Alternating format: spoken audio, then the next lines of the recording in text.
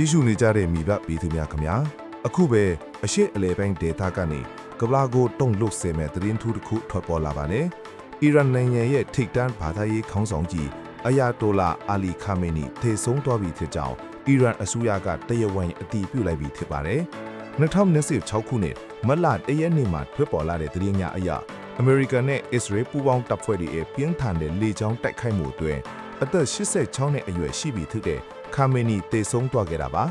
အမေရိကန်သမ္မတဒေါ်နယ်ထရန့်ကတော့ဒါဟာအီရန်ပြည်သူတွေသူတို့နိုင်ငံကိုပြန်လည်ရယူဖို့အကောင်းဆုံးအခွင့်အရေးပဲလို့သူ့ရဲ့ Truth Social မှာရေးသားထားပါတယ်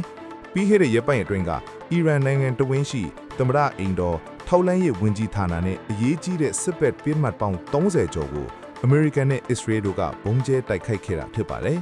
ဒီထိရက်နဲ့ပတ်သက်ပြီးအီရန်အစိုးရကတော့အပြင်းထန်တုံ့ပြန်လိုက်ပါတယ်ခါမီနီရဲ့ထိတန်းလက်ထောက်အာလီလာရီဂျန်နီကအမေရိကန်နဲ့အစ္စရေးတို့ကိုမေးမရနိုင်မဲ့သင်ခန်းစာပေးသွားမယ်လို့ကြုံဝါလိုက်တယ်လို့အီရန်နိုင်ငံပိုင်မီဒီယာတွေကလည်းဒါဟာတရေဘောကြောင်တဲ့လူကြံမှုလို့ပြစ်တင်ရှုချနေကြပါတယ်လက်ရှိမှာတော့အီရန်အစိုးရကနိုင်ငံတော်ဝင်9ရက်ကြာရုံးပိတ်ရက်အဖြစ်သတ်မှတ်လိုက်ပြီးရက်ပေါင်း40ကြာဝက်နေသည့်အထိမတ်ကာလအဖြစ်ကြေညာထားပါတယ်